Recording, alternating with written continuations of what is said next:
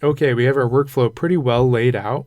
Every in-progress step has an assignee. We have a completed step that's unassigned, a rejected step that's also unassigned, and everything is looking pretty good. The next thing to do is to make sure that Droplet knows which step to send this to once someone hits submit. And in our mockup here, we have the department head reviewing any requests that have to do with supplies, and the principal reviewing any requests otherwise.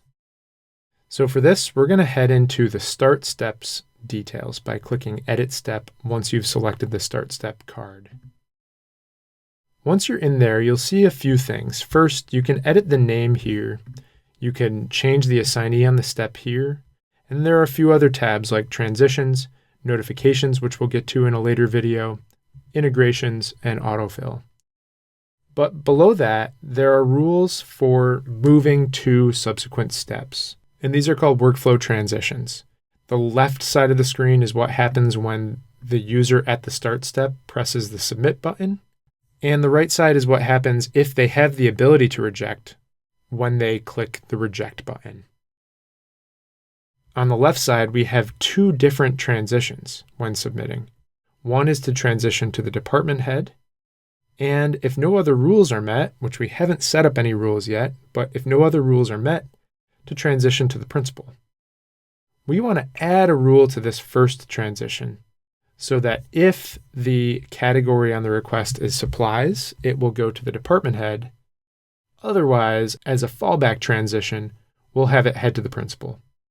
So let's click into this transition, and you'll see our transition rule builder. When submitting, we want this to navigate to the department head step when the following occurs. And you'll see this is pretty similar to what we were setting up on the form itself.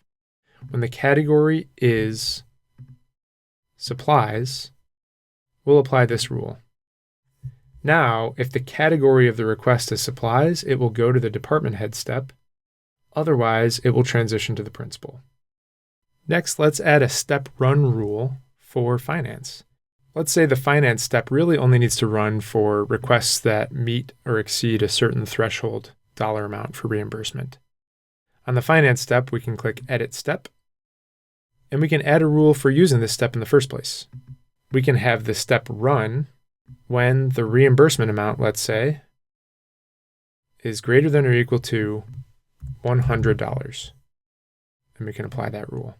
Now, any requests that are under $100 will skip right over the finance step and head directly to the completed step. Okay, our workflow is set up. We've got some rules to ensure that the submission flows to either the department head or the principal based on a category type. And we've got a step run rule on the finance step so that finance is only reviewing reimbursement requests that exceed or meet $100.